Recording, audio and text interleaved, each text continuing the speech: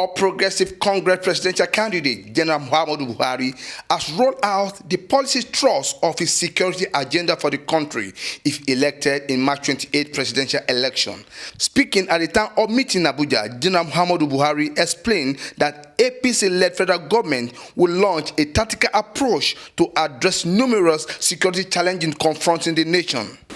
My approach will be different, combining the use of force with robust assessments of the key drivers and ingredients of this insurgency, including proliferation of small arms and light weapons, the booming trade in narcotics, smuggling, as well as other cross-border crimes.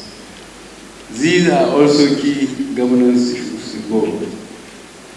We must rebuild and strengthen our customs and immigration to make them more efficient in policing our borders, which are currently so porous, thereby allowing criminal gangs and terrorists to bring weapons into our country at will, either for the purpose of terrorism or for other criminal activities, including oil bunkering in the Niger Delta, kidnapping in the southeast, or armed robbery in the southwest. Also speaking at the event, former governor of Ekiti State, Kayode Fayemi, disclosed that APC government will adopt multi-level security network across the country. We're talking about multi-level policing because state police does not in and of itself mean that the federal police disappears. That is not our own position. We would have federal police, we would have state police oversight, we would have local police in our own agenda, because the nearer it is to the populace, the more accountable it becomes. One of the resource persons, Professor Femi Odekunle, said government must pay adequate attention to the need of security. You know, the military must be adequately equipped, properly welfare. You must have special forces for varied terrain, savanna, desert, riverine, forest. Therefore, you need a CEC that is insightful, that is committed, not one that will only make efforts when elections are coming, not one that will buy equipment when elections are coming, not one that will now rally around smaller neighbors only when elections are coming, not one that will hire mercenaries to help us when elections are coming. Cross-section of the participants at the town hall meeting expressed themselves on the state of insecurity in the country. The town hall meeting on the security was attended by National Chairman of the party, John Oyegun, Director General of the Campaign Council, Governor Rotimi Amechi, and other party leaders. From Abuja, Muyiwa Bamdele reporting.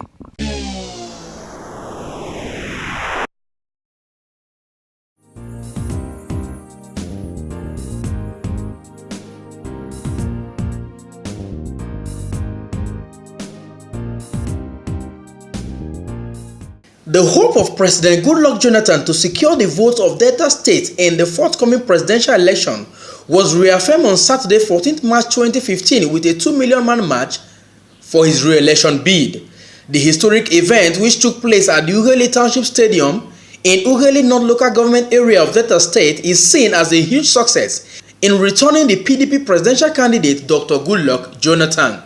The organizer and sponsor of the event, Ambassador Karu Ekewenu, a United Nations ambassador on Millennium Development Goals, invaded the oil-rich Delta State with a 2 million man march for President Jonathan and the governorship candidate of the ruling People's Democratic Party in the state, Senator Ifeanyi Okowa.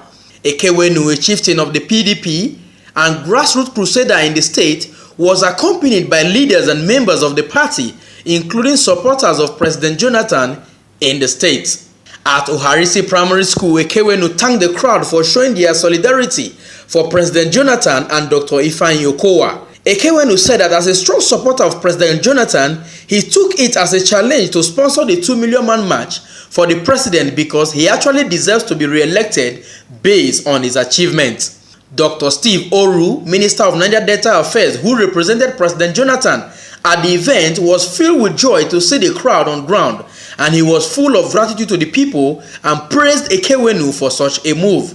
Oru also thanked the participants for having confidence in Ekewenu and President Jonathan, urging them to ensure that come March 28, they come out en masse to vote for President Jonathan, Dr. Ifeanyi Okowa, and all PDP candidates both at the state and federal level. Atugonorogun Ekewenu had assured that stakeholders in Delta State were doing everything possible to deliver the votes in the state to President Jonathan, as he is the candidate to beat. He said the re-election of President Jonathan was imperative to enable the president to consolidate on his laudable achievements.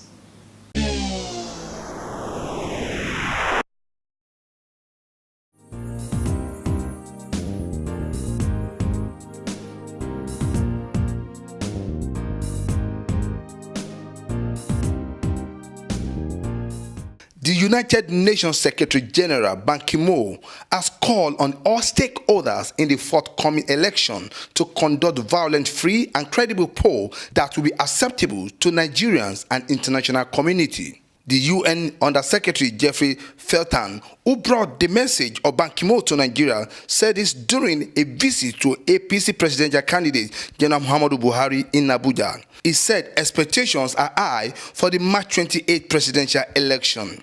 Active political life and civil society about the upcoming elections in Nigeria, about the challenges that transnational terrorism poses, and about that very strong role that Nigeria plays on the continent, in the region, and in the United Nations itself. As you all know, Nigeria is a very important member of the United Nations and currently is on the Security Council. So there's a number of issues that the Secretary General wished me to talk about during my visit here in Nigeria. And of course, we also had some messages ourselves, which is the importance of credible, transparent, free and fair elections that meet the aspirations of the Nigerian people for the future of their country. UN Under-Secretary also asked the Independent National Electoral Commission, INEC, and other relevant agencies to ensure March 28 presidential election and April 11 governorship election hold as scheduled. The Secretary General himself has received assurances from the President. I have received assurances myself on the need for the elections to take place as now planned for the 28th of March. We certainly have given our message that we think it's important now that the elections have been announced the 28th of March, that this date be respected, that voters be allowed to go out and express their views of the candidates peacefully on March 28th. It's a very strong message we have from New York. In Abuja, Muyiwa Bamidele reporting.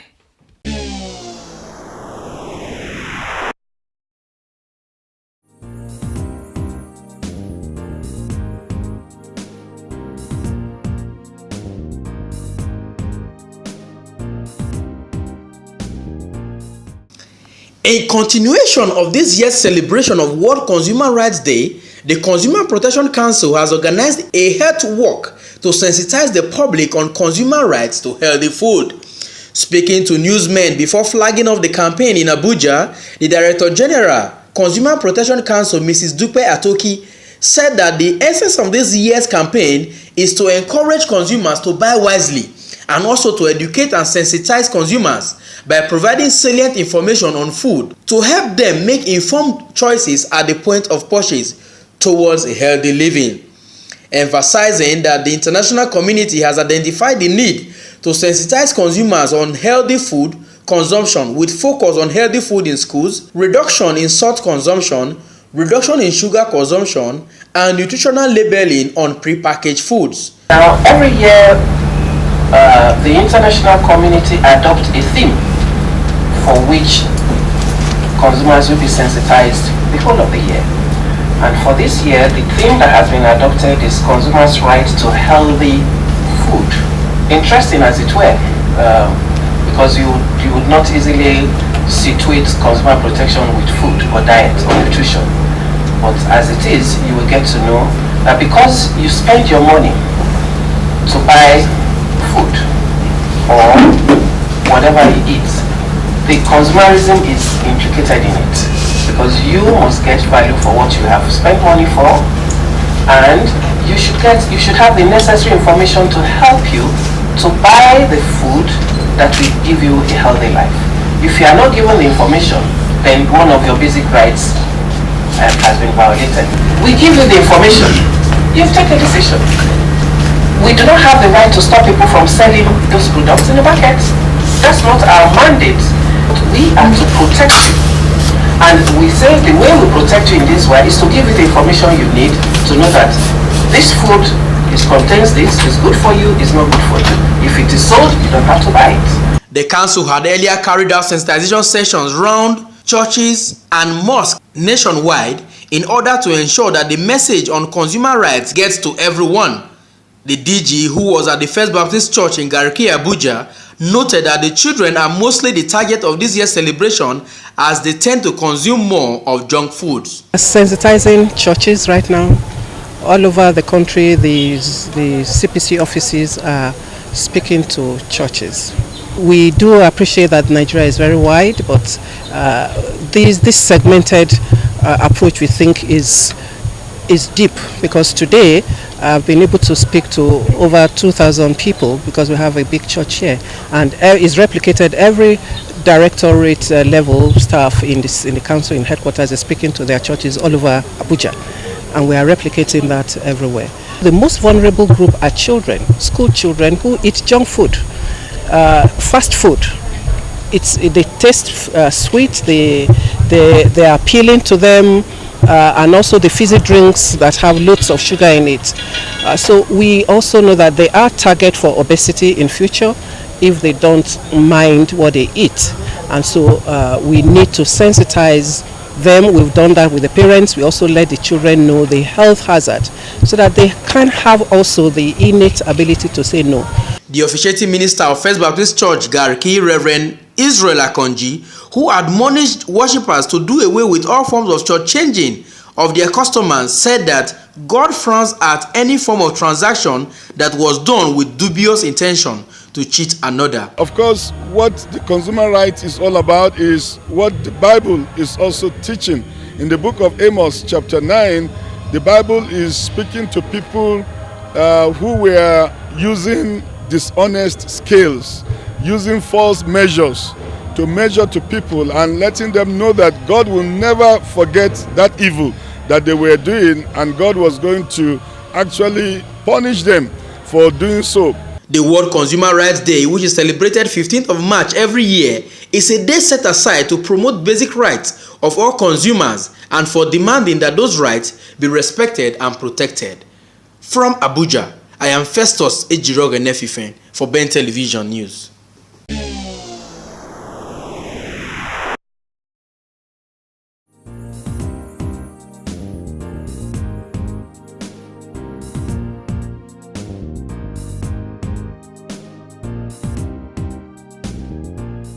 A faction of the Labour Party has disassociated itself from the endorsement of the People's Democratic Party presidential candidate, Goodluck Ebere Jonathan, as the party's presidential candidate.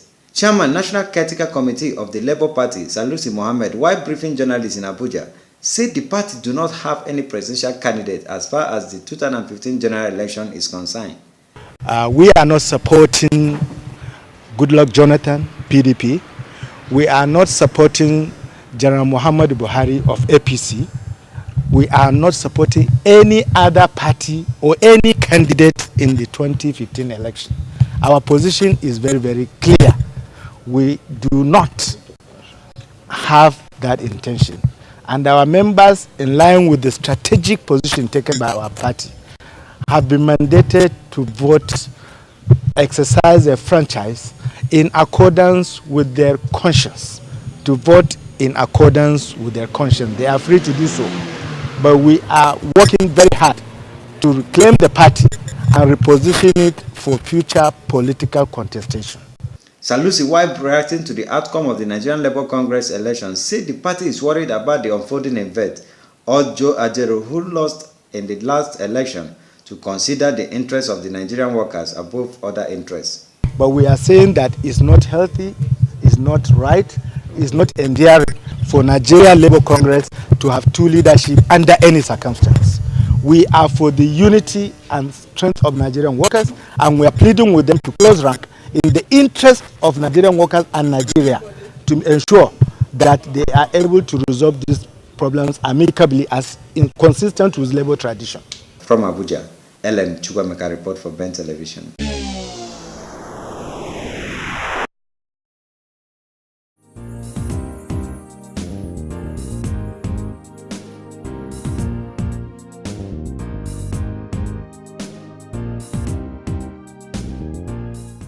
With the current global oil fall in the international market, the Minister of Industry, Trade and Investment, Dr. Olusegun Oganga, has said Nigeria can no longer rely on oil to drive its economic growth. The minister, who stated this at the Commerce and Industry Correspondent Association of Nigeria Capacity Building Workshop in Abuja, said the fall in oil is an opportunity to diversify the economy. The theme for the workshop, Reporting Nigeria Beyond Oil, Dr. Oganga noted that a nation cannot be rich without a strong industrial base. Reporting Nigeria Beyond Oil is apt at this crucial period. And I want to point out that Nigeria has been positioned for successful economic and revenue diversification. That is what NRP is all about. The Nigerian Industrial Revolution Plan. That is what NEDEP is about. So we have not been caught in the now thinking, because we already started the effort to diversify the economy and diversify the revenue base. Speaking earlier, the chairman, Commerce and Industry Correspondent Association of Nigeria, Franka Ochigbo, emphasized that as the engine of growth, the non-oil sector enhances employment generation.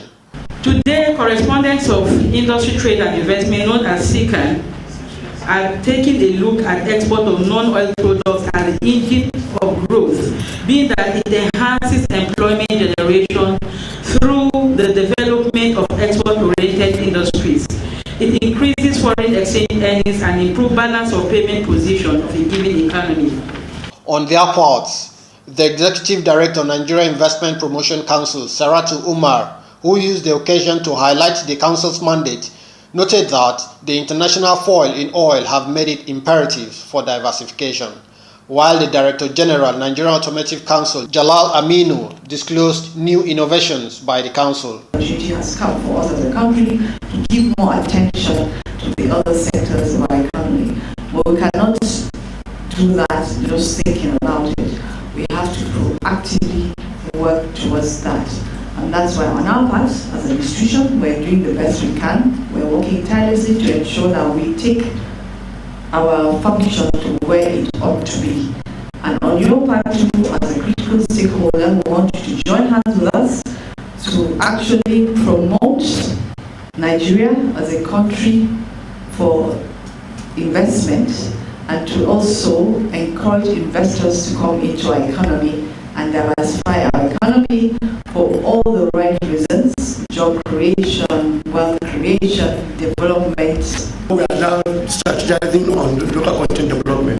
Local content development will be continuous. It will be continuous. It's not just one of something. Awesome Raffle, Ben Television News, Abuja, Nigeria.